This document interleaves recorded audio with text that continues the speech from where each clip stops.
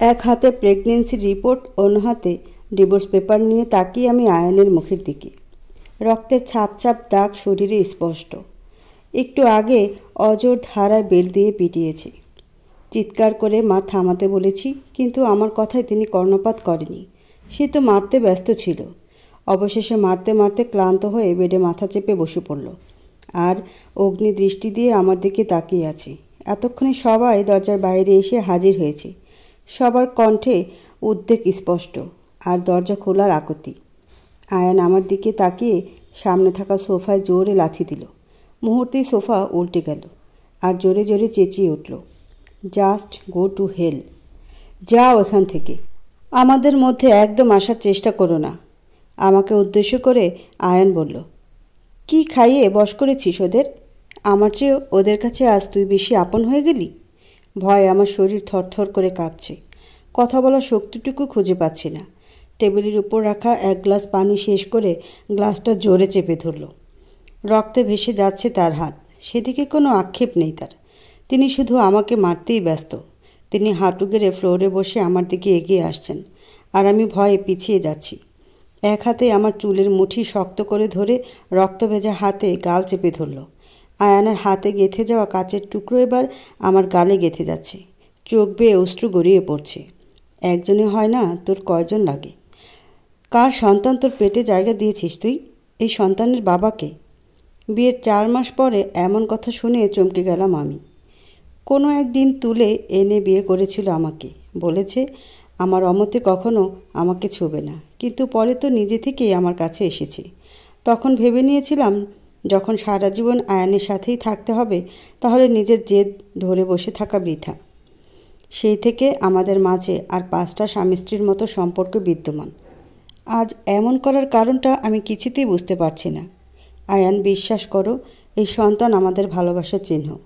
ওর শরীরে তোমার আর আমার রক্ত বইছে। Please believe me. কাঁদতে কাঁদতে আমি বললাম। আয়ান আমার কোনো কথা শুনল না। দরজা খুলে হাত ধরে টানতে টানতে দোতলা থেকে নিয়ে এলো। বাড়ি থেকে বের করে দেওয়ার আগেই আয়ানের বাবা আজাদ আহমেদ গর্জে উঠল, লজ্জা করে না অসহায় একটা মেয়েকে বাড়ি থেকে বের করে দিতে? সেদিন ইষ্টার ইচ্ছে না থাকা সত্ত্বেও বন্দুক ঠেকিয়ে তুলে নিয়ে গিয়ে জোর করে বিয়ে করে নিলি, আর আজ মেয়েটা প্রেগনেন্ট জেনে তাকে বাড়ি থেকে বের করে দিচ্ছ? তোমার ধারণা আছে ওকে কত সমস্যার সম্মুখীন হতে হবে? এই শিক্ষা দিয়েছি আমি তোমাকে? বাবা, যদি তোমার আর মায়ের মাঝে আর দাদু ভাই আর দিদার মাঝে কোনো সমস্যা হয়, তাহলে আমি কিন্তু তোমাদের স্বামী স্ত্রীর মাঝে নাক গলাই না। আর আমিও চাই না আমাদের স্বামী স্ত্রীর মাঝে অন্য কেউ গলাক। তাছাড়া আমি ওকে নিজের ইচ্ছেতে বিয়ে করেছি। তাও ওর যদি কোনো ক্ষতি হয় তাহলে জবাবদিহি তোমাদের করতে হবে না। হাত দিয়ে আজাদকে থামিয়ে দিয়ে বলল আয়ান। আজাদ আয়ানের উপর চেঁচিয়ে বলল, আজ যদি ইশরা এই বাড়ি থেকে বেরিয়ে যায়, তাহলে আমি আমার বাড়িতে তোমার ছায়াও যেন না দেখি। Mind it. বড্ড হাসালে তুমি বাবা। এটা তোমার বাড়ি নয়, দাদু ভাইয়ের। যদি সে বলে চলে যেতে তো চলে যাব। ডোন্ট কেয়ার ভাব নিয়ে আয়ান বলে উঠল। আর কেউ কোনো কথা বলল না। আয়ান আবার আমার হাত ধরে মেন দরজার সামনে এগিয়ে গেল। তারপর লক খুলে আমাকে রেখে আবার লক করে দিলেন। ভেতর থেকে চেঁচামেচির আওয়াজ পাচ্ছি। হয়তো আমাকে নিয়ে কোনো কথা হচ্ছে। এটা বেশ বুঝে গেছি। আমার আর ভেতরে যাওয়া হবে না। যেদিন আয়ান জোর করে এ বাড়িতে এনেছিল, সেদিনই ইচ্ছে করছিল ছুটে পালিয়ে যাই, কিন্তু পারিনি পালাতে। আজ নিজ থেকে বের করে দিয়েছি। এখন যেতে ইচ্ছে করছে না। সময়টা বড়ই অদ্ভুত। কত পার্থক্য! প্রশ্ন হলো, রাত প্রায় 12টা ছুঁয়েছি। এত রাতে যাব কোথায় সেটা ভেবেই কুল পাচ্ছি না। তাই দরজা ঘেঁষে সেখানে বসে পড়লাম। আমার ভাবনার মাঝেই আবার দরজা খুলে গেল। আয়ান এসেছি। মুখে ফুটে উঠল এক তৃপ্তিকর হাসি, কিন্তু সেটা বেশিক্ষণ স্থায়ী রইল না। এখানে সাইন করো আর বেরিয়ে যাও। পেন আর পেপার এগিয়ে দিয়ে বলল, চিন্তা করবেন না, আমি কখনো আর আপনার জীবনে ফিরে আসব না। আমার মুখের কথাই যথেষ্ট, সাইনের দরকার নেই। বলে বেরিয়ে এলাম সে বাড়ি থেকে। আর পারছি না আয়নের পাগলামিগুলো মেনে নিতে। আমি কি শুধু খেলনা, যখন ইচ্ছে খেলবে আবার প্রয়োজন শেষে ফেলে দিবে? আমি হাত বাড়িয়ে চোখের পানি মুছে নিলাম। আঁচলটা তুলে ভালো করে শরীরে পেঁচিয়ে অজানার উদ্দেশ্যে হাঁটছি আর ভাবতে লাগলাম কালকের ঘটনা। গত 2 দিন ধরে শরীরটা খারাপ ছিল। কোনো কিছুই মুখের কাছে নিতে পারিনি। সারাক্ষণ মাথা ঘুরত আর বমি বমি ভাব হতো। আমার অবস্থা দেখে আয়ান হসপিটালে নিয়ে চেক আপ করায়।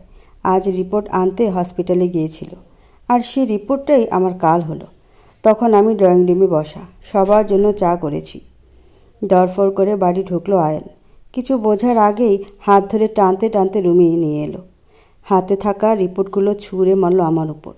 রিপোর্ট পজিটিভ দেখে 2 ফোঁটা অশ্রু ঝরে পড়ল চোখ থেকে। আপনা আপনি হাত চলে গেল পেটে। আমি মা হতে চলেছি সেটা যেন বিশ্বাসই হচ্ছে না। কেউ আধো আধো গলায় আমায় মা বলে ডাকবে, হাঁটি হাঁটি পায়ে ঘর জুড়ে হাঁটবে, কিন্তু পরক্ষণেই আমার সে আনন্দে একরাশ নিরাশা নিয়ে আসে। তোমার পেটে সন্তানের বাবাকে? প্রথমে শান্ত গলা জিজ্ঞেস করল। আমার উত্তর তো সেই। পরে আস্তে আস্তে তা বেল্টের রূপ ধারণ করে। আকাশ পাতাল ভাবতে ভাবতে কখন যে রাস্তার মাঝখানে চলে এসেছি খেয়ালই করিনি। গাড়ির হর্ন বাজতেই চোখ তুলে তাকালাম। গাড়িটা আমার সামান্য একটু দূরে, তা দেখে সেখানে জ্ঞান হারালাম। একদিকে শরীরে অসহ্য ব্যথা, অন্যদিকে ভয়ে নিজেকে সামলানো ক্ষমতা আমার নেই। বলে লাফ দিয়ে মাঝরাতে উঠে বসলো ইশরা। ঘামে পুরো ভিজে গেছে সে। 6 মাস ধরে একই স্বপ্ন দেখে। বুকের মাঝে হাজার কষ্ট নিয়ে ঘুমিয়েছিল। আজও মিস গেল না তার স্বপ্ন। রুমের চারদিকে অন্ধকার ছেয়ে আছে। এখনও ভোরের আলো ফোটেনি, কিন্তু বাইরে থাকা আলো এসে ঘরের সব কিছু আবছা আবছা দেখা যাচ্ছে। বেডের পাশে থাকা টেবিলে থাকা জগটা থেকে পানি গ্লাসে ঢেলে এক নিঃশ্বাসে খেয়ে ফাঁকা গ্লাসটা টেবিলের উপর রেখে দীর্ঘশ্বাস নিল। চোখের দৃষ্টি সামনের দিকে স্থির রেখে অন্ধকারের মাঝে হাতড়িয়ে হাতড়িয়ে লাল রঙের টেবিল ল্যাম্প জ্বালালো ইশরা। তারপর বেড থেকে নেমে এক পা করে আয়নার সামনে দাঁড়িয়ে কাঁধ থেকে শাড়ির আঁচলটা খুলে নিচে ফেলল। নিজেকে দেখতে ব্যস্ত হয়ে উঠল ইশরা। লাল লাইটের আলোয় সেদিনে বেল্টের দাগগুলো স্পষ্ট ভেসে আছে। সাথে গায়ে থাকা হলুদগুলো লালের মাঝে রক্তিম রূপ ধারণ করেছে। আগের তুলনায় পেট অনেকটা বেড়ে গেছে, যেটা 6 মাসের অন্তঃসত্ত্বা নারীর স্বাভাবিক একটা বিষয়। একটু আগে হলুদের অনুষ্ঠান থেকে ফিরে এসে আর শাওয়ার নেওয়া হয়নি, তাই ইশরার গায়ের চামড়া বড়দের মতো কুঁচকে গেছে। একটা তাচ্ছিল্য হাসি দিয়ে কাবার থেকে প্লাজো আর টি শার্ট বের করে ওয়াশরুমে ঢুকে গেল।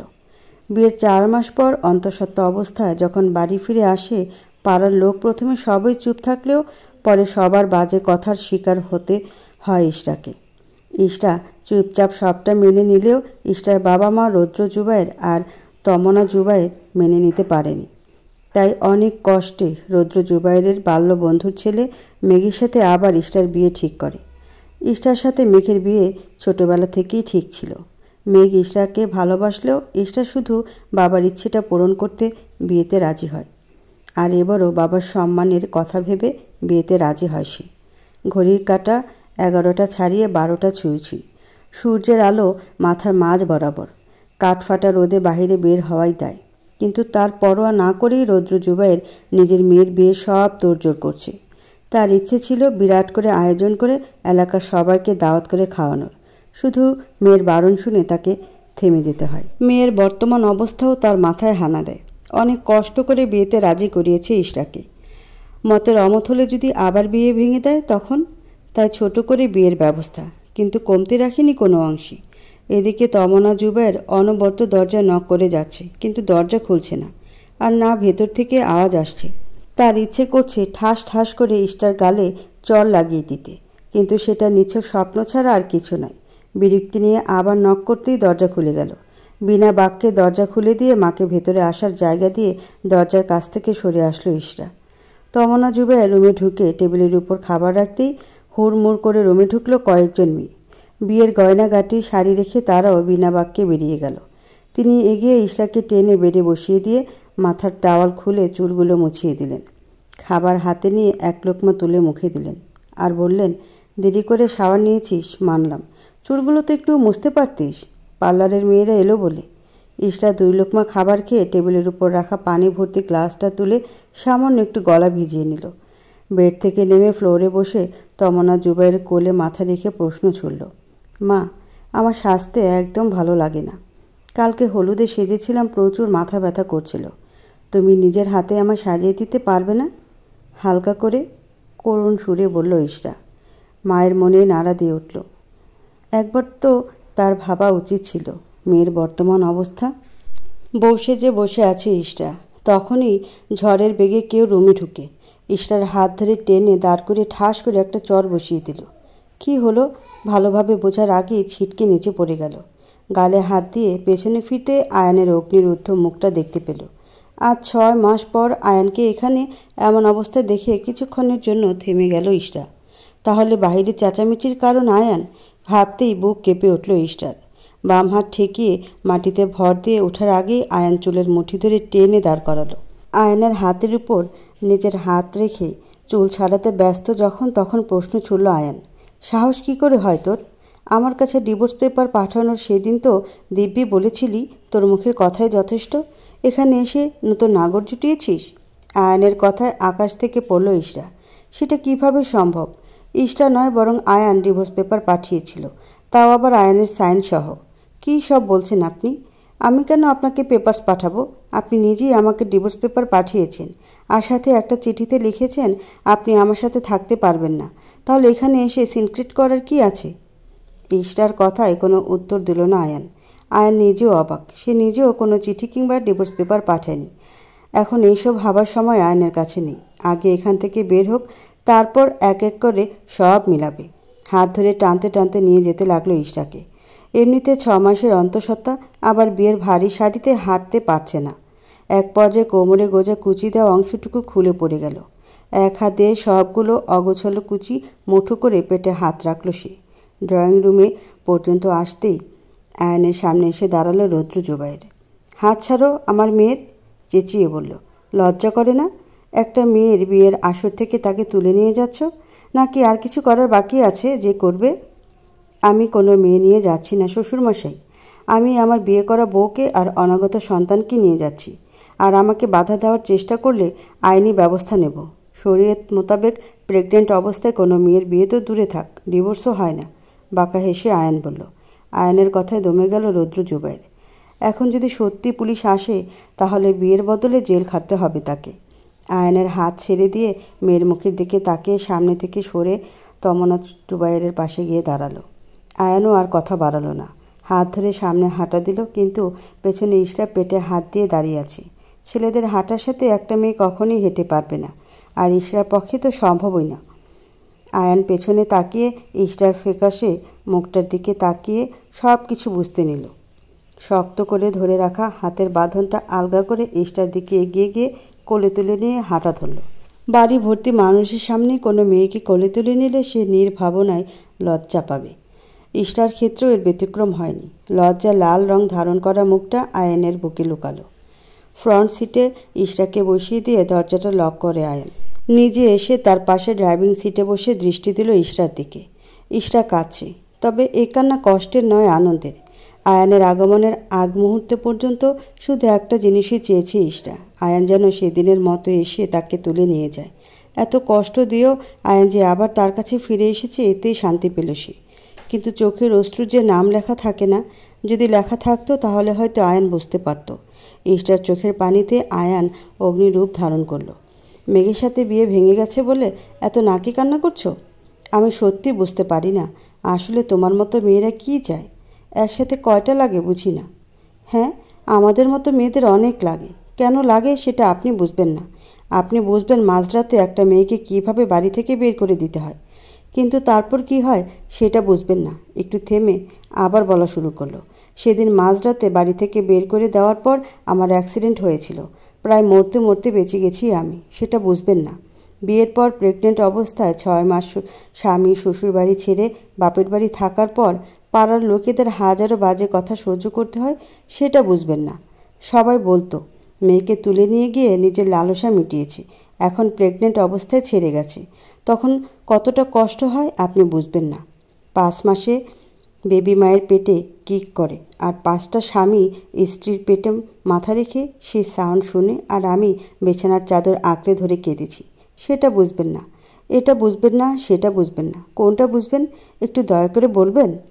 আর কথা বলতে পারছে না ইশরা, গলা কাঁপছে, বুক ফেটে কান্না আসছে। দাঁত দিয়ে নিজের ঠোঁট কামড়ে কান্না আটকানোর হাজারো চেষ্টা করছে, কিন্তু তা আদৌ সম্ভব হচ্ছে না। অবশেষে আয়নের দিক থেকে মুখ ফিরিয়ে নিল, আস্তে সিটে গা হেলিয়ে দিয়ে চোখ জোড়া বন্ধ করে নিল। ভালোবাসা হারানোর যন্ত্রণা সে বোঝে যে তার ভালোবাসা হারিয়েছে। ভালোবাসার জন্য কত মানুষ পৃথিবী ছেড়েছে তার হিসেব নেই, আর কখনো তার হিসেব মেলানো সম্ভবও নয়। দুটি ভালোবাসার মানুষ সব সময় একটা জিনিসই চায়, দুজন দুজনাকে কাছে পেতে। আর যদি হয় তা একতরফা, তাহলে তো কথাই নেই। বাড়ি ভর্তি মানুষের সামনে গালে হাত দিয়ে দাঁড়িয়ে আছে মেঘ। সে নিজেও জানে না কেন তার গায়ে হাত তুলল রুদ্রজোবাইয়ের। তার জানার চেয়ে বড় বিষয় ইশরা। কোথায় নিয়ে গেছে ইশরাকে? মাথায় একটি কথায় ঘুরপাক খাচ্ছে, ইশরাকে চাই, শুধু ইশরাকে চাই। সেটা যেভাবে হোক। নীরবতা ভেঙে রুদ্রজোবাইয়ের মুখ খুললেন। আমি আমার মেয়েকে ভাঙতে শেখাইনি, গড়তে শিখিয়েছি। মেয়ের শিক্ষক হিসেবে আমি কিভাবে তার সংসার ভেঙে দিতে পারি, তাই তো এত কিছুই করলাম। মানে? অপ্রস্তুত হয়ে গেল মেঘ। তুই কি মনে করেছিস আমি কিছু জানি না? এত বড় বিজনেস সামলাই, ঘাসে মুখ দিয়ে চলি না। আমি জানি সব কিছুর পেছনে তোর হাত আছে, তাই কাঁটা দিয়ে কাঁটা তুললাম। তুই যেমন আমার মেয়েটার সংসার ভেঙেছিস, তেমন তোকে ঘিরে তা আবার জোড়া লাগালাম। তাচ্ছিল্যে হাসি দিয়ে বলল, শুধুমাত্র মেয়ের সুখের কথা ভেবে বিয়ে নাটক করলাম। বাজে কথা। হাজার কষ্ট বুকের মাঝে চাপা দিয়ে যখন বালিশে মুখ গুজে কাঁদত, বাবা মা হিসেবে নিজের সন্তানের কান্না সহ্য করার ক্ষমতা আমাদের ছিল না। তাই মেয়েকে কসম দিয়ে বাধ্য করে এই বিয়েতে রাজি করাই। বাকি রইল ডিভোর্সের কথা। একই দেখতে দুটো ডিভোর্সে সাইন নকল করে দুজনের কাছে পাঠিয়েছি। দেখ, তাই হলো। বিয়ের দিন আয়ান এসে ঠিক হাজির হলো। রুদ্রজোবাইরকে থামালো তমনা। পুনরায় কিছুক্ষণ নীরবতা বিরাজ করল। ছেলে দোষে বন্ধুর কাছে লজ্জা মাথা কাটা রোহিত চৌধুরী। প্রায় 40 বছরের বন্ধুত্বে আস্থার ছেলে মেঘের জন্য ফাটল ধরল। এতক্ষণ নীরব দর্শকের ভূমিকা পালন করলেও এখন আর তিনি চুপ করে রইলেন না। পুরো পরিবারকে ইশারা করে ছেলে হাত ধরে টানতে টানতে বেরিয়ে গেলেন। আস্তে আস্তে ফাঁকা হতে লাগলো পুরো বাড়ি। তৃপ্তিকর হাসি ফুটে উঠল রুদ্রজোবাইর আর তমনা জোবাইরের মুখে। বর্ষার মাঝামাঝি সময় হয় বৃষ্টি একটি সাধারণ ব্যাপার। বৃষ্টি শুরু হওয়ার আগে ঝোড়ো হাওয়া দেখা দেওয়া যেন বৃষ্টির নিয়মমাফিক রুটিন।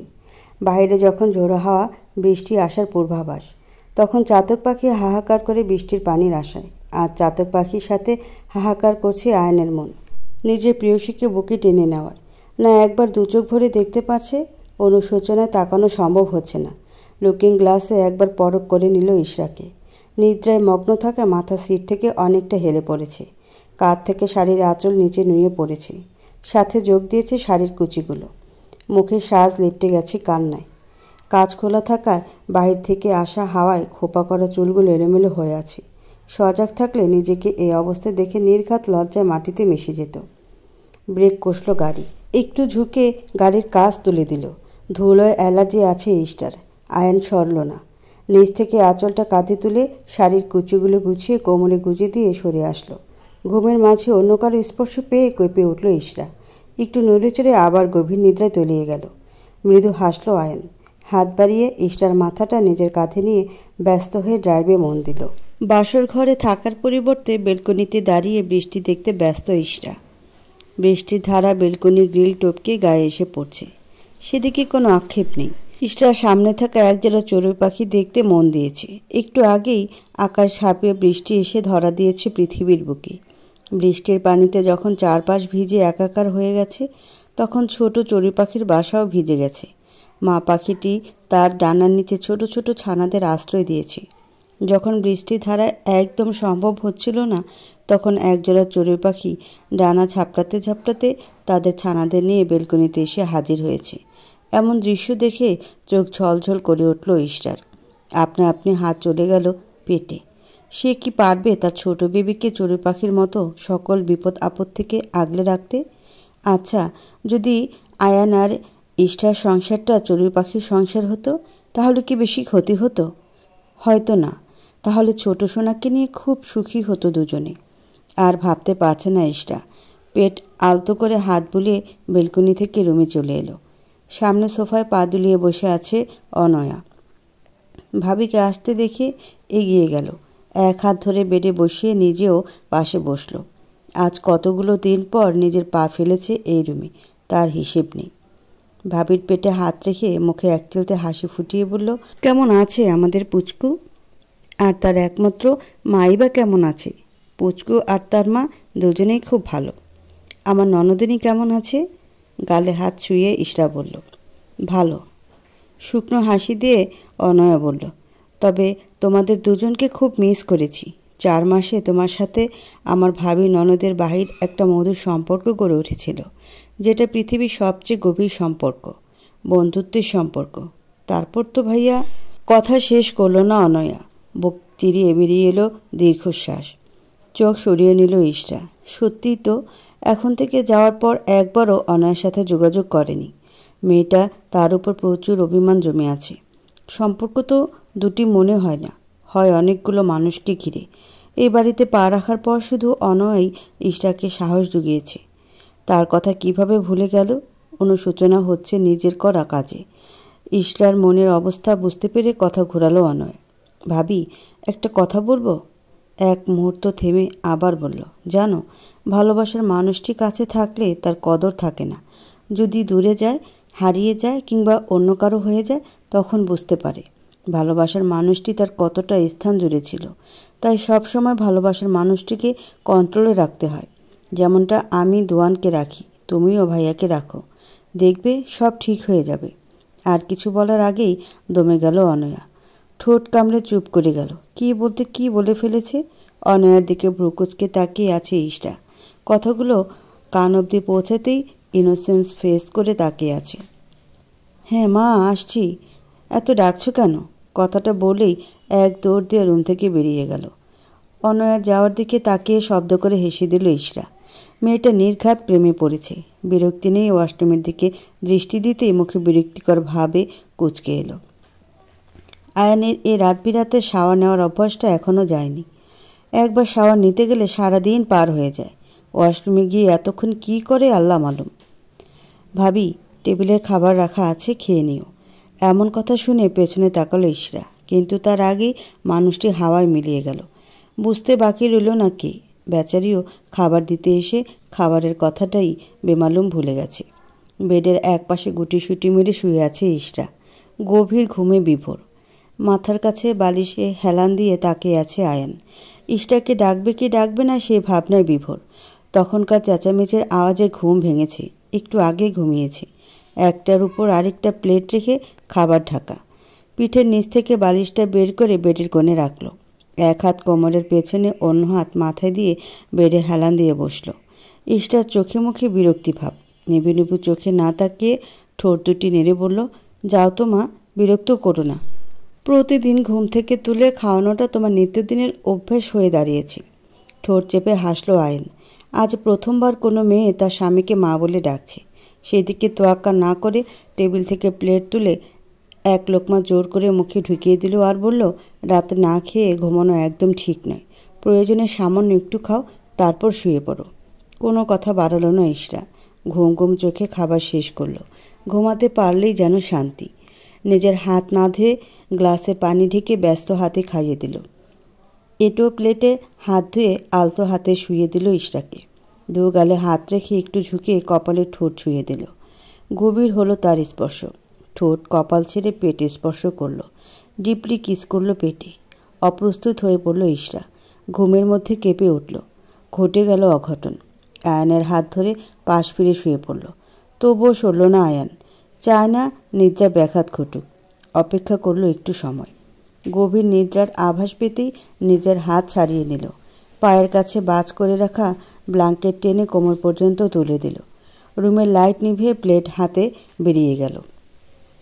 বৃষ্টির ধারা এখনও কমেনি, বরং বেড়েছে।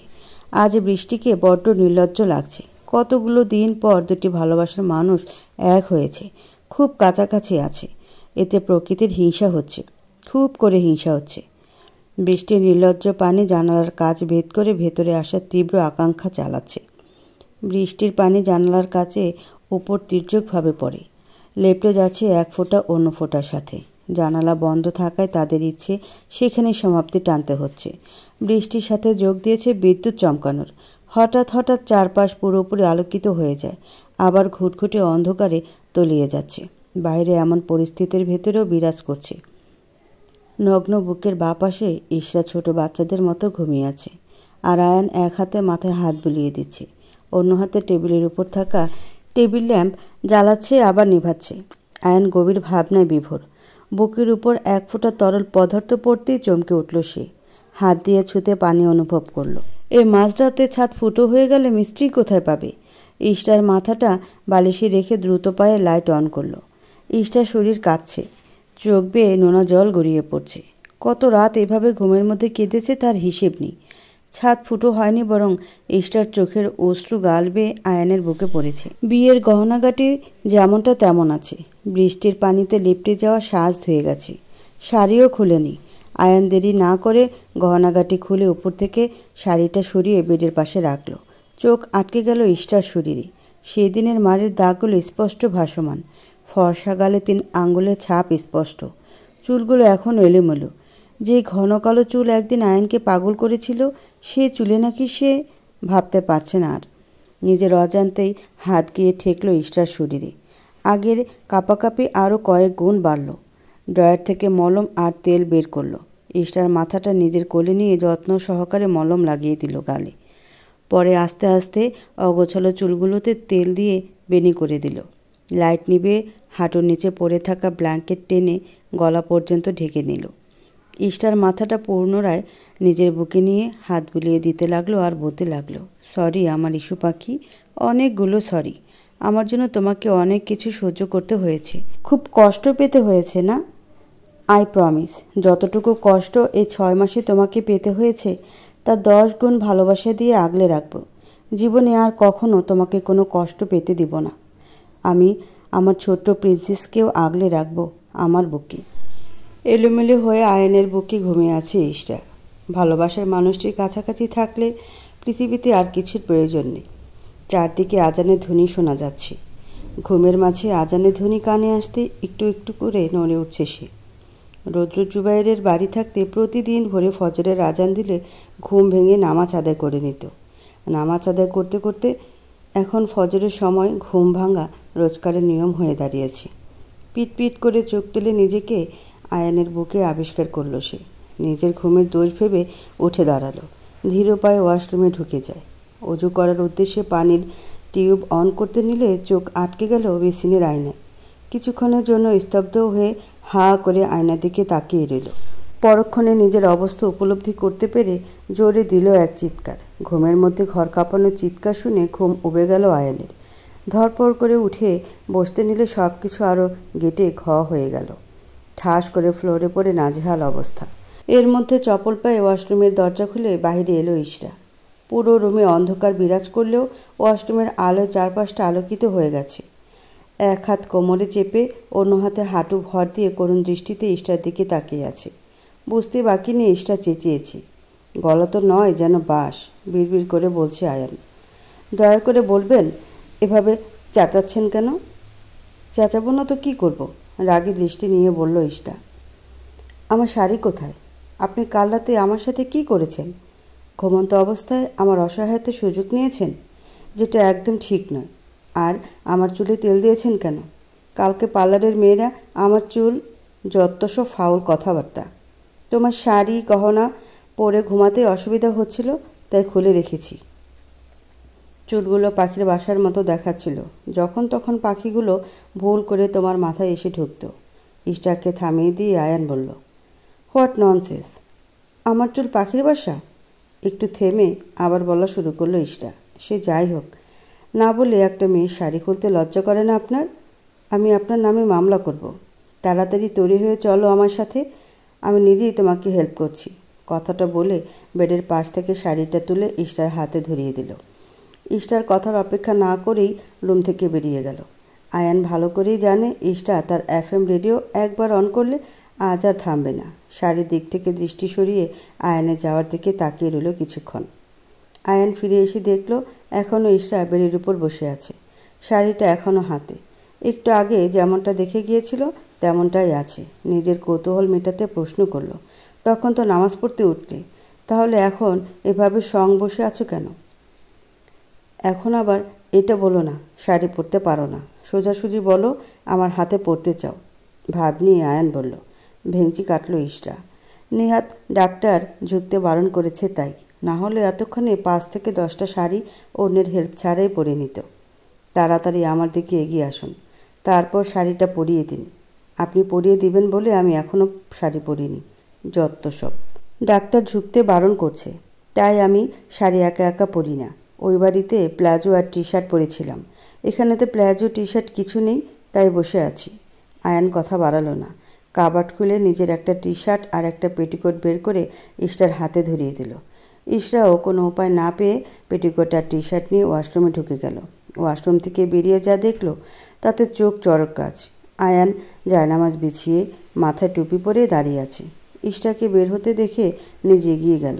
জায়নামাজের পাশাপাশি দাঁড়িয়ে নামাজ আদায় করে নিল একসাথে।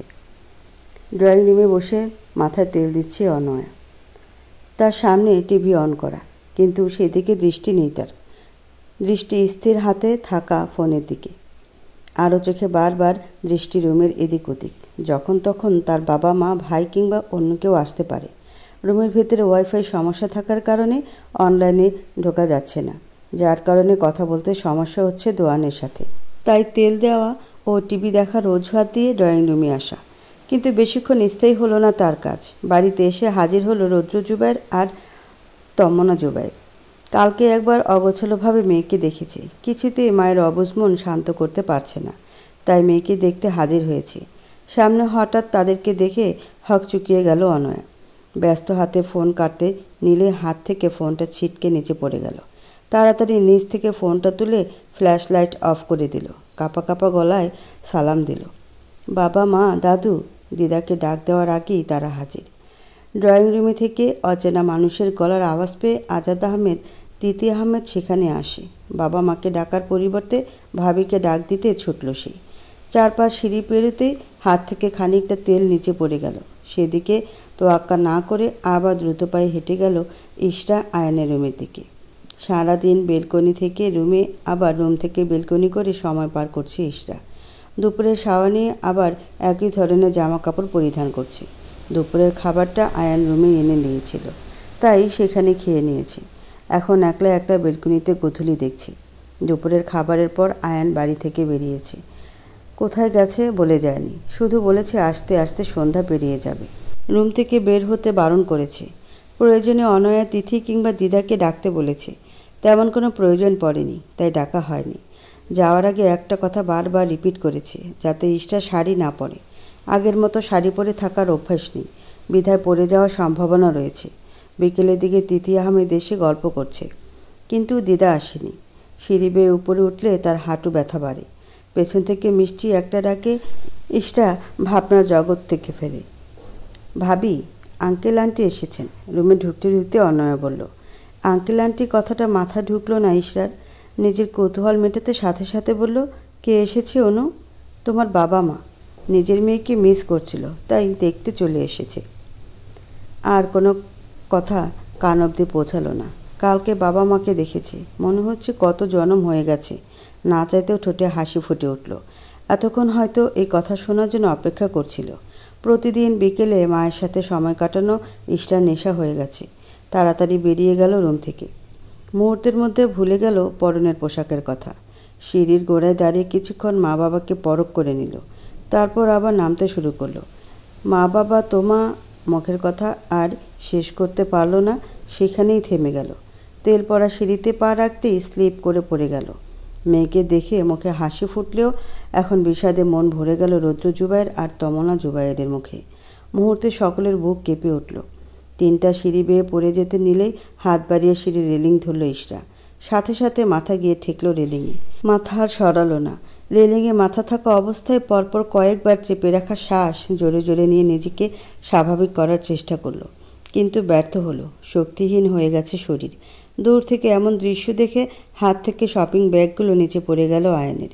ইশরার জন্য জামা কাপড় আর ছোট বেবির জন্য খেলনা আনতে মূলত বেরিয়েছিল সে। ফিরে এসে এমন অবস্থা দেখবে ভাবতে পারেনি আয়ান। শপিং ব্যাগ পরার মৃদু শব্দে হুঁশ ফেরে তার। দৌড়ে ইশরার পাশে বসে আলতো হাতে মাথাটা নিজের বুকে রাখল। কপালের বাম পাশের কোণে কালচে দাগ পড়েছে। ইশরা নিজের শক্তিহীন হাতটা আয়ানের গলার পেছনে রাখল। এতক্ষণ হয়তো সে আয়ানের মতো কাউকে আশা করেছিল। আয়ান নিজের ঠান্ডা হাতটা ইশরার গালে রাখলে ইশরা তেজহীন অন্য হাত দিয়ে আয়ানের হাত টেনে নিজের পেটের ওপর রাখি ঠোঁট দুটি হালকা নেড়ে বলে উঠল, আয়ান, আমাদের আয়রা, কিছু হবে না আমাদের প্রিন্সেসের। কথা বাড়ালো না আয়ান। ইষ্টাকে কোলে তুলে নিয়ে হাঁটা দিল রুমের উদ্দেশ্যে। সেখানে বাঁধল আরও বিপত্তি। আয়নের পা স্লিপ করে দুজনে একসাথে নিচে। বাইরে থেকে তীব্র আঘাত পেয়ে ভেতর থেকে অনবরত আঘাত করছে ছোট আয়রা। সেই যন্ত্রণা সহ্য করতে না পেরে নিজের মাথার চুল টেনে ধরেছি ইষ্টা। বেশিক্ষণ সহ্য করতে পারল না, তার আগেই জ্ঞান হারালো। পরপর 2টা চর খেয়ে থমকে দাঁড়িয়ে আছে অনয়া। ভাবতে পারেনি তিথি তার গায়ে হাত তুলবে। গাল বেয়ে দুফোঁটা অশ্রু গড়িয়ে পড়ল চোখ থেকে। শতবার চেয়েও আটকাতে পারেনি সে। মুখ ফুটে কিছু বলার সাহসও পাচ্ছে না। নিজের কাজের জন্য বড্ড অনুশোচনায় ভুগছে। আজ তার একটা ভুলের জন্য ইষ্টাকে হাজার যন্ত্রণা সহ্য করতে হচ্ছে। আরেকবার মারার জন্য হাত বাড়াতে নিলে এগিয়ে আসলো তার দিদা। তিথির হাত ধরে থামিয়ে দিল। শত হোক নিজের ইচ্ছেতে কিছুই করেনি অনয়া। দিদা কিছু বলতে নিলে হাতের ইশারা থামিয়ে দেয় তিথি। চোখ মুখ শক্ত করে বলে উঠল, আজ শুধু তোর দায়িত্বহীনতার জন্য কতগুলো মানুষকে চিন্তা ফেলে রেখেছিস, হিসেব আছে? কী দোষ করেছিল ছোট্ট বাবুটা? কেন আজ ইষ্টা আর তার সন্তানকে এইভাবে কষ্ট পেতে হচ্ছে? যদি আজ ওদের কিছু হয়ে যায় তাহলে শুধু তুই দায়ী থাকবি। একটু থেমে আবার বলা শুরু করলো, ছোটবেলা থেকে একটা কথায় বারবার বোঝানোর চেষ্টা করে যাচ্ছি, যে কাজটা করবি মন দিয়ে করবি, ভালোভাবে করবি। আর তুই কি বলতি? কাজ ঠিকভাবে হলেই তো হলো। তোর কাজ তো ঠিকভাবেই হয়েছে, শুধু তোর কাজের জন্য আরেকজনকে সাফার করতে হচ্ছে। আর বলতে পারল না তিথি। বারবার গলা ধরে আসছে তার।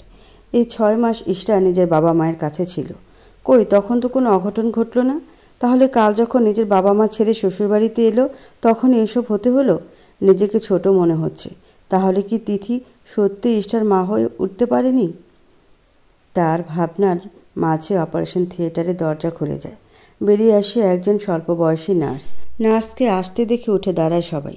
ইষ্টার অবস্থা জানানোর পরিবর্তে দেয় এক হুঙ্কার। হচ্ছেটা কি এখানে? আপনাদের যদি চেঁচামেচি করতেই হয় তাহলে বাড়িতে গিয়ে করুন, এখানে নয়। এটা হসপিটাল, আপনাদের বাড়ি নয়। ভুলে যাবেন না এখানে অনেক পেশেন্ট অ্যাডমিট আছে, তাদের সমস্যা হয়। তাছাড়া আপনাদের পেশেন্টও এখানে আছে। অন্তত নিজেদের পেশেন্টের কথা ভাবুন। আই হোপ এটাই আমার প্রথম আর শেষ ওয়ার্নিং। দয়া করে চেঁচামেচি করবেন না। কথাগুলো বলে আর কারো দিকে তাকালেন না তিনি। দ্রুত পায়ে ভেতরে ঢুকে গেল। কেউ আর কোনো কথা বাড়ালো না। যে যার যার নিজের জায়গায় আবার চলে গেলেন। মাঝখানে কেটে গেল বেশ কিছুক্ষণ। এখনও সবাই আগের ভঙ্গিতে হসপিটালের করিডোরে বসে আছে। কারো মুখে কোনো কথা নেই। টানা অনেকক্ষণ বসে থাকায় কোমর ধরে গেছে সবার। তমনা সে কখন থেকে কেঁদে যাচ্ছে, থামার নাম নিচ্ছে না। তাকে থামানোর চেষ্টা করছে রৌদ্র জুবাইর। একদিকে মেয়ের চিন্তা, অন্যদিকে তমনার এভাবে কান্না করাতে হিমশিম খাচ্ছে সে। অবশেষে না পেরে দিল এক ধমক, চুপ করবে? এখানে এভাবে মরা কান্না জুড়ে দেওয়ার কি আছে? তোমার মেয়ে কি মারা গেছে? এমনিতে নিজের মেয়ে আর নাতির চিন্তা মরছি, আবার যোগ হয়েছে সিচকাদুনে। যদি মুখ থেকে আর একটা আওয়াজ বের হয় তাহলে একেবারে বাড়ি পাঠিয়ে দিব। কথাটা মনে আর কিছু বলতে পারল না। তার আগেই অপারেশন থিয়েটারের উপরে থাকা লাইট অফ হয়ে গেল। বেরিয়ে এলো একজন সবুজ পোশাকধারী ডাক্তার। সবাই এগিয়ে গিয়ে ডাক্তারকে চারপাশ দিয়ে ঘিরে ধরেন। নিজের কৌতূহল মেটাতে ডাক্তারকে প্রশ্ন করলেন রৌদ্র জুবাইর, ডাক্তার, আমার মেয়ে এখন কেমন আছে? সিরিয়াস কিছু হয়নি তো? আঘাতটা তেমন জোরালো নয়, কিন্তু আঘাতটা পেটে লেগেছে, বুঝতেই পারছেন। 6 মাসের প্রেগনেন্ট, বেবি ভেতর থেকে নন স্টপ আঘাত করছে। আমাদের ধারণা দুর্ভাগ্যবশত বেবি উল্টে গেছে। এমন একটা অবস্থায় এসে আমরা পৌঁছেছি যেখানে অ্যাবর্শন করতে পারছি না, না পারছি ডেলিভারি করতে। দুটোতেই প্রচুর পরিমাণ রিস্ক আছে। এদিকে একটু পরপর ব্যথায় জ্ঞান হারাচ্ছে পেশেন্ট। যদি 8 মাস হতো তাহলে আমরা ডেলিভারি করার মতো রিস্কটা নিতাম। এত কষ্টের পরেও যদি নিজের সন্তানকে পৃথিবীর আলো দেখাতে না পারে, সো স্যাড। কথা বলতে বলতে চোখের কোণে অশ্রু জমেছে। সেগুলো মধ্যমা আঙ্গুল দিয়ে মুছে নিয়ে আবার বলল, আমাদের হসপিটালে এমন একজন ডাক্তার আছে, তিনি এই বিষয়ে বিশেষ জ্ঞান সম্পন্ন, কিন্তু তিনি প্রায় 5 বছর হয়েছে রিটায়ার্ড করেছেন। তিনি খুব ভালো মানুষ, অন্যের বিপদ শুনে ছুটে আসে। বর্তমানে ঢাকার বাইরে নিজের মেয়ের বিয়েতে আছে। আমি ফোন করেছিলাম সকালের মধ্যে এসে যাবে। এখন কিছু টেস্ট করতে হবে যাতে স্যার এসেই ব্যবস্থা নিতে পারে। আর হ্যাঁ, আপনাদের থেকে একজন এসে পেশেন্টের মনে সাহস যোগান, আমাদের সাহায্য করুন। বলেই ডাক্তার আর ব্যস্ত পায়ে হেঁটে চলে গেলেন। মুহূর্তের মধ্যে আবার নীরবতা ছেয়ে গেল। তিথি জোর করে অনয়া তার শ্বশুর শাশুড়িকে বাড়িতে পাঠিয়ে দিল। একদিনে দরজার দিকে তাকিয়ে আছে আয়ান। চারপাশে কি হচ্ছে কোনো দিকে খেয়াল নেই তার। কানে শুধু একটা কথাই বাজছে, আয়ান, আমাদের আয়রা, যেটা ইশটা শেষবার বলেছিল। চোখের সামনে ভাসছে ইশটার পেটে হাত দিয়ে কাতরানোর দৃশ্যটা। একবার যদি ভালোভাবে পরখ করে নিত ইশটা কেন পড়েছিল, তাহলে হয়তো সবাইকে এত চিন্তায় থাকতে হতো না। যখন ইশটা পড়ে গিয়েছিল আয়ন বাকরুদ্ধ হয়ে সবটা দেখেছে। ইশটাকে হসপিটালে আনার কথাটাও বেমালুম ভুলে গিয়েছিল। ছেলের এমন অবস্থা দেখে রৌদ্র জুবায়ের আর আজাদ আহমেদ ইশটাকে হসপিটালে নিয়ে আসে। আয়নের চিন্তার মাঝে কাঁধে হাত রাখল তিথি। একবার তিথির দিকে তাকিয়ে আবার আগের ভঙ্গিতে বসে রইল সে। কাঁধ থেকে হাত সরিয়ে গালে রেখে বললেন, অভি বাবা আমার, এভাবে চুপ করে থাকিস না। ইশটার কিছু হয়নি, কিন্তু মেয়েটা ভেতরে একা একা খুব কষ্ট পাচ্ছে। তোকে ওর খুব প্রয়োজন। যা বাবা, ওর পাশে থাক, ওকে সাহস জোগা। এতক্ষণ চুপ করে থাকলো আর চুপ থাকলো না। মাকে জড়িয়ে ধরে হাউমাউ করে কেঁদে দিল। মা, সব কিছুর জন্য একমাত্র আমি দায়ী। কেন আমি আমাদের বাড়িতে নিয়ে এলাম? কেন এসেকে রেখে বাইরে গেলাম? কেন কিছু পরখ না করে কোলে তুলে নিলাম? আয়নের কষ্টে তিথির বুকটাও বারবার কেঁপে কেঁপে উঠছে। এটা যে নিয়ম, সন্তানের কষ্টে মায়ের কষ্ট হবে। অনেক বুঝিয়ে সুঝিয়ে আয়নকে ইশটার কাছে পাঠালো। ইশটা চোখ বন্ধ করে শুয়ে আছে। কিছুক্ষণের মধ্যে শরীরটা ভেঙে পড়েছে, চোখ মুখ শুকিয়ে গেছে। আয়ান ধীর পায়ে এগিয়ে গেল ইশটার পাশে বসল। ইশটার নিস্তেজ হাতটা নিজের হাতের মাঝে বন্দি করলো। একটু বুকে হাতের উল্টো পিঠে ওষ্ঠ ছোঁয়ালো। অন্য হাতে কপালে পড়ে থাকা ছোট ছোট চুলগুলো সরিয়ে দিয়ে সেখানে ওষ্ঠ ছোঁয়ালো।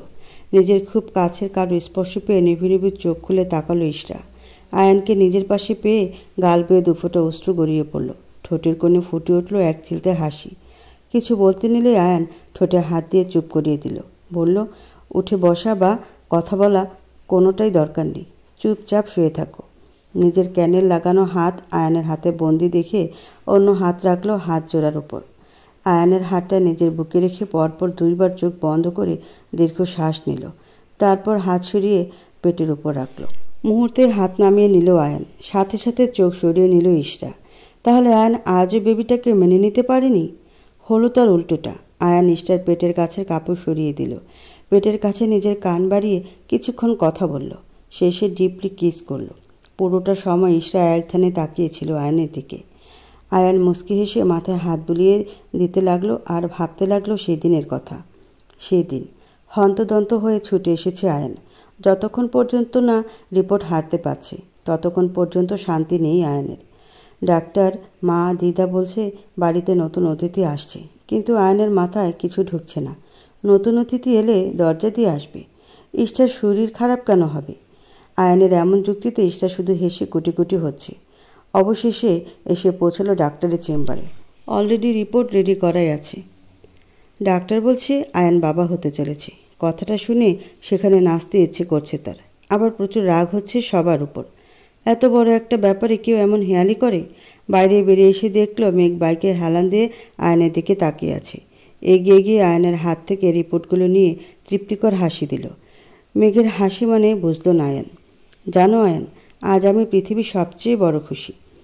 আমার শত জন্মের ইচ্ছে আজ পূর্ণ হলো। সবসময় চেয়েছিলাম আমার পরীর মতো একটা মেয়ে হবে। ইশটার মাঝে বেড়ে উঠবে সেই ছোট্ট পরী। দেখো, হয়ে গেল। মেঘের কথার মানে বুঝলো না আয়ান। আহাম্মকের মতো তাকিয়ে রইল কিছুক্ষণ। কথাগুলো মাথার মধ্যে নেড়েচেড়ে কলার চেপে ধরল মেঘের। নাক বরাবর দিল এক খুশি। সাহস কী করে হয় তোর আমার ইস্যু নামে বাজে কথা বলার?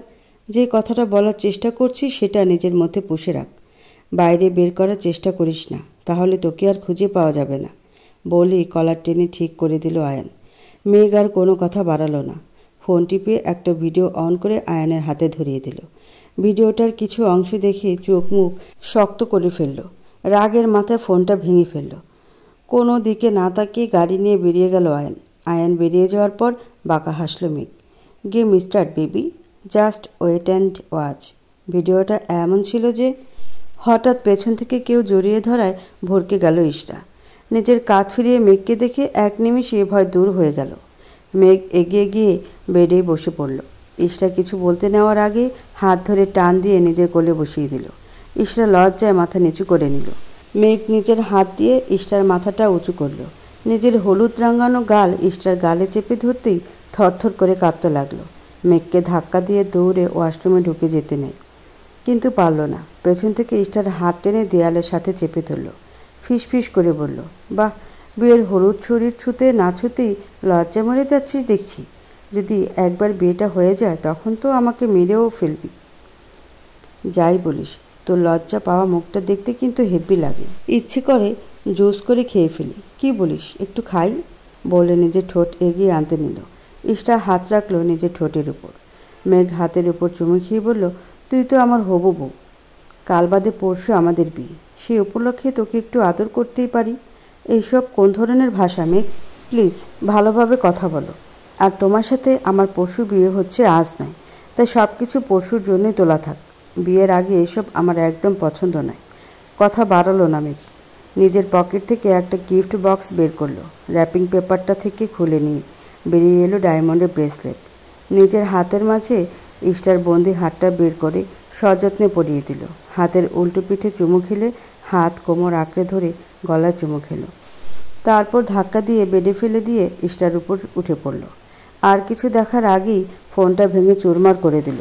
আয়ান ভিডিওটা স্পষ্ট দেখতে পেলেও সেখানের কথাবার্তা শুনতে পারেনি, তাই রাগে ফেটে পড়েছিল, যার ফলশ্রুতিতে নিজের রাগ দমন করতে ইস্টার উপর অমানবিক নির্যাতন করেছে।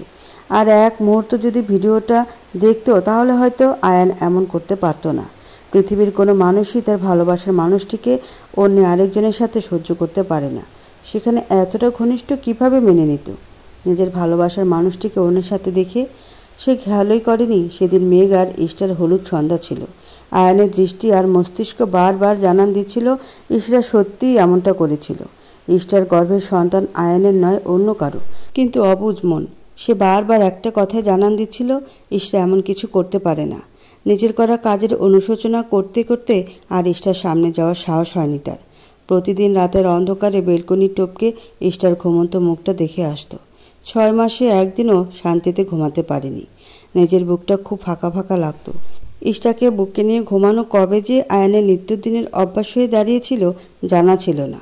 চারদিকে ফজরের আজান দিচ্ছে, আজানের মধুর ধ্বনিতে প্রকম্পিত হচ্ছে। যেখানে কালকে এমন সময় আয়ানের বুকে এলোমেলো হয়ে ঘুমিয়েছিল ইস্টা, সেখানে আজ একই সময় অপারেশন থিয়েটারের ভেতরে আছে। একটু আগে রিটায়ার্ড করা ডাক্তার এসে হাজির হয়েছে। সবাই টেনশনে কাঁপছে। মধ্যরাতে মেয়ের চিন্তা করতে করতে জ্ঞান হারিয়েছে তমনা। নিজের প্রেয়সীকে এমন অবস্থায় দেখে বাড়ি ফিরে গেছে। একটু আগে জ্ঞান ফিরেছে তমনার, তবুও দমে যায়নি অসুস্থ শরীর নিয়ে মেয়ের জন্য দোয়া করতে। আয়ান এক ধ্যানে দরজার দিকে তাকিয়ে আছে। কখন দরজাটা খুলবে তার অপেক্ষার প্রহর গুনছে। কখন তার ইস্যু পাখি বলবে, আয়ান তুমি একদম চিন্তা করো না, তোমার ইস্যু পাখি আর প্রিন্সেস আয়রা ঠিক আছে। আজানের ধ্বনি কানে আসতেই কিছু একটা ভেবে উঠে দাঁড়ালো। আজানের ধ্বনি অনুসরণ করে এগিয়ে গেল সেদিকে। আজ শ্রেষ্ঠার কাছে মন খুলে চাইবে নিজের প্রিয়জনকে। মাঝখানে কেটে গেল বেশ কিছুক্ষণ, এখনও আয়ান ফেরেনি। এদিকে আজাদ আহমেদ তিথির চিন্তার শেষ নেই। ছেলের চিন্তা করতে করতে অপারেশন থিয়েটারের উপরে থাকা লাল রঙের বাতিটি বন্ধ হয়ে গেল। আজাদ আহমেদ আর তিথি এগিয়ে গেল দরজার দিকে। ভেতর থেকে বেরিয়ে এলো জীবন চৌধুরী, যে ইস্টার চিকিৎসার ভার নিয়েছে। জীবন চৌধুরীর কপালে চিন্তার ভাঁজ থাকলেও মুখে তৃপ্তিকর হাসি। তিনি এগিয়ে এসে আজাদ আহমেদের সাথে হাত মিলিয়ে বললেন, আপাতত ভয়ের কিছু নেই, she is out of danger. তবে পরে সমস্যা হলেও হতে পারে। ব্যাপারটা আমি আপনাদের খুলে বলছি। আমরা যেটাকে ঠিক বলি মানে মাথা উপরে পা নিচে, কিন্তু প্রেগনেন্সির সময় সেটা উল্টো। প্রেগনেন্সির সময় মাথা নিচে পা উপরে থাকা সঠিক ব্যালেন্স। অনেকের ক্ষেত্রে বাচ্চা উল্টে যায়, সেটা নর্মাল। তবে যদি 36 সপ্তাহের মধ্যে সঠিক পজিশনে ফিরে না আসে সেটা নর্মাল নয়, অস্বাভাবিক বলে। তখন সাধারণ ডেলিভারিতে বাচ্চার মস্তিষ্কে অনেক সমস্যা দেখা দেয়। ইস্টার ক্ষেত্রে বেবি ঠিক পজিশনে ছিল, কিন্তু একটা দুর্ঘটনায় উল্টো হয়ে গেছে। এখন 27+ সপ্তাহ, আরও 2 মাস দেখুন, ইনশাল্লাহ ঠিক হয়ে যাবে। ডাক্তার, যদি তেমন না হয়? তিথি বলে উঠল, বি পজিটিভ, সব ঠিক হয়ে যাবে। যেটা বলছিলাম, বেশি জরুরি হচ্ছে আমি মেডিসিন প্রেসক্রাইব করেছি, সেগুলো নিয়মিত করবেন। খাবারে অনিচ্ছা থাকা সত্ত্বেও জোর করে খাওয়ানোর চেষ্টা করবেন। সব সময় পেট ভরা রাখবেন। প্রথম 1 সপ্তাহ একদম নড়াচড়া যাতে না করে ইনশিওর করবেন। তারপর থেকে প্রতিদিন সকালে এবং রাতে হাঁটাবেন। এতে বেবির পজিশন অনেকটা কন্ট্রোলে চলে আসবে। আর মোস্ট ইম্পর্ট্যান্ট যেটা, প্রতি মাসে 2 বার আলট্রাসোনোগ্রাফি করাবেন এবং প্রেগনেন্সি সংক্রান্ত কোনো সমস্যা দেখা দিলে দ্রুত হসপিটালে অ্যাডমিট করাবেন কিংবা ডাক্তারের পরামর্শ নেবেন। আর যদি ডেলিভারির উল্টোই থাকে তখন বাইপোলার পদ্ধতিতে ডেলিভারি করতে হবে। অসংখ্য ধন্যবাদ ডাক্তার, এত রাতে আমাদের বিপদের কথা শুনে ছুটে আসার জন্য। ছলছল চোখে আজাদ আহমেদ বললেন, ইটস মাই ডিউটি। একটু পর পেশেন্টের জ্ঞান ফিরবে। দেখা করুন আর কি খাইয়ে দিন। কাল রাত থেকে না খেয়ে আছি বলেই তিনি চলে গেলেন। এতক্ষণ আটকে রাখা নিঃশ্বাস এবার দুজনে ছাড়লেন। নিজের পকেট থেকে ফোন বের করে আয়নের নাম্বারে ডায়াল করলেন। রিসিভ হলো না। আবার ডায়াল করলো, তবুও রিসিভ হলো না। তাই রৌদ্র জুবায়েরকে ফোন করে ইষ্টার অবস্থা জানালেন। অতঃপর বাড়িতে ফোন করে জানালেন। বাড়িতে ফোন করার সাথে সাথে রিসিভ করলো অনয়া। নিজের কাজের জন্য অনুশোচনা করতে করতে হয়তো ঘুমোতেও পারেনি। আয়ান নিজের হাতে রান্না করে এনেছে খাবার।